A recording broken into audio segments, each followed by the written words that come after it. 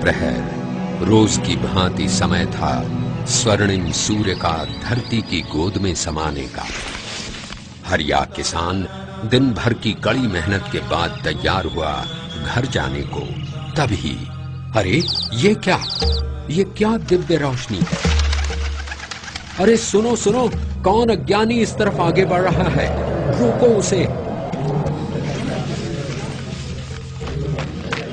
जहां हर साधारण मानव जाने से डरता है, उधर कौन बढ़ा जा रहा है।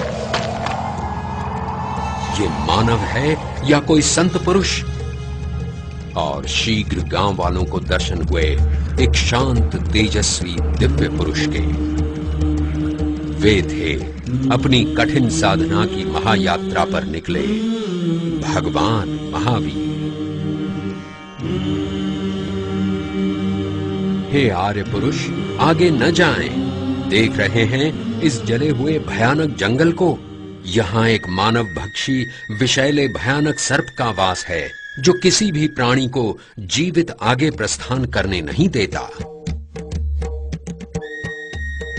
गांव वालों की बात सुन अंतर्यामी भगवान महावीर मंद मुस्कुराए, मानो उन्हें आश्वासन दे रहे हो कि घबराओ मत, मुझे कुछ नहीं होगा।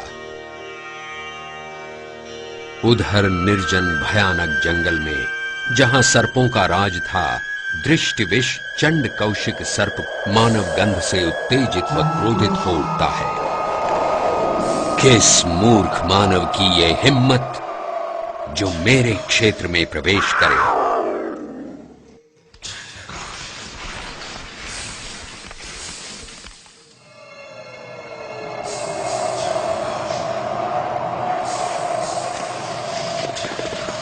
भगवान महावीर एक वृक्ष के नीचे जाकर ध्यान में लीन हो जाते हैं।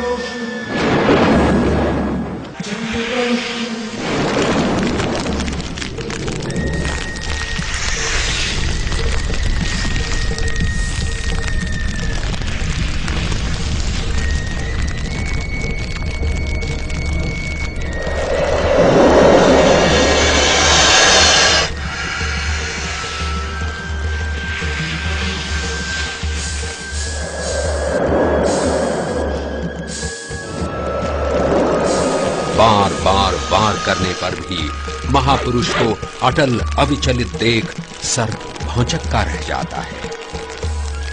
ऐसी थी भगवान की समस्त विश्व के प्रति करुणा कि जहां उसने डंक मारा था, वहां लाल रुधिर की जगह दूध का प्रवाह निकल पड़ता है। गुस्से से चूर वो ऊपर देखता है तो भगवान करुणा से बोल पड़ते हैं, बुझ बुझ चंड कौशिया। अपने आप को अपने पूर्व जन्म के नाम से पुकारे जाने पर चंड कौशिक को पूर्व जन्म का ज्ञान होने लगता है। पिछले जन्म में जैन मुनि का जीवन व्यतीत करते उसने अपने शिष्य पर क्रोध किया था। क्रोध में अंधा हो शिष्य को मारने के प्रयास में खुद अपनी जान गंवा बैठा था, और अब फिर वो उसी क्रोध व अहंकार में डूबा है, हिंसा में लिप्त है।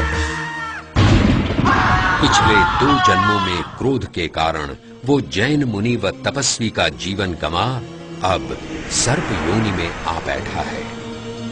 पश्चाताप व ग्लानि से उसका सर झुक जाता है।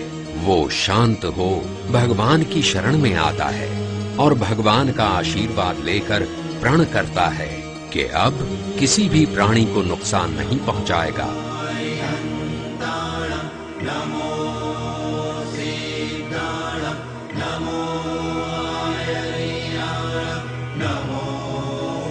वो रेंगते हुए अपने बिल के अंदर जाकर आत्मचिंतन में लीन हो जाता है।